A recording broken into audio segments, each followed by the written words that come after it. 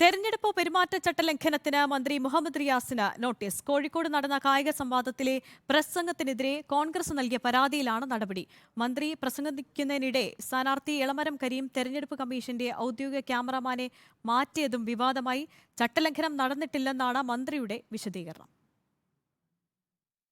കോഴിക്കോട് നല്ല രാജ്യാന്തര സ്റ്റേഡിയം യാഥാർത്ഥ്യമാക്കാൻ സർക്കാർ നിശ്ചയിച്ചു എന്നായിരുന്നു മന്ത്രി മുഹമ്മദ് റിയാസ് പ്രസംഗത്തിൽ പറഞ്ഞത്.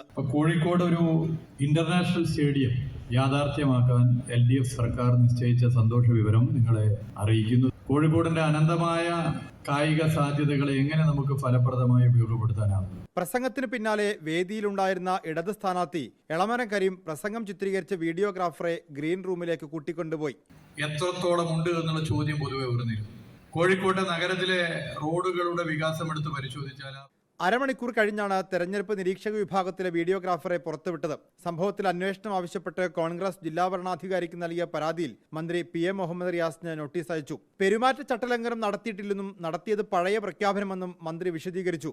ഇത് പുതിയ പ്രഖ്യാപനമല്ലല്ലോ, ഇത് വളരെ നേരത്തെ തന്നെ പറഞ്ഞതല്ലേ. കോഴിക്കോട് ഒരു ഇന്റർനാഷണൽ സ്റ്റേഡിയം എന്നുള്ളത് സ്പോർട്സ് മന്ത്രി വളരെ നേരത്തെ തന്നെ പറഞ്ഞാണ്. അതിൽ സന്തോഷിക്കല്ലേ ചെയ്യേണ്ടത്. തെരഞ്ഞെടുപ്പിൽ എന്ത് പറയണം എന്ത് പറയണ്ട എന്നുള്ളതിനൊക്കെ നല്ല ധാരണയുണ്ട്. പാർട്ടി പരിപാടി അല്ലാത്തതിനാൽ ക്യാമറമാനെ പറഞ്ഞയക്കുകയായിരുന്നുവെന്ന് A. പ്രദീപ് കുമാർ വിശദീകരിച്ചു. പൊതു സ്ഥലങ്ങളിൽ നടക്കുന്ന പരിപാടിയാണ് അവർ സാധാരണ നോക്കുന്നത്, അല്ലാതെ ഞങ്ങളുടെ കോൺഫിഡൻഷ്യൽ ഉള്ളിലുള്ള മീറ്റിങ്ങുകൾ അവർ നോക്കേണ്ട കാര്യമില്ല. അവരത് പ്രൈവറ്റ് പ്രോഗ്രാമാണ്. പബ്ലിക് ആണെങ്കിൽ നിങ്ങൾക്കത് ചെയ്യാം. പ്രൈവറ്റ് പ്രോഗ്രാമിൽ നിങ്ങൾ വരുന്നത് ശരിയല്ല എന്ന കാര്യം നമ്മുടെ നിലപാട് അവരോട് പറഞ്ഞു. അവർക്കും അത് ബോധ്യപ്പെട്ടു എന്നാണ് ഞങ്ങൾ മനസ്സിലാക്കുന്നത്. നോട്ടീസിന് മന്ത്രി ഇന്നു തന്നെ മറുപടി നൽകും. റിപ്പോർട്ടർ, കോഴിക്കോട്.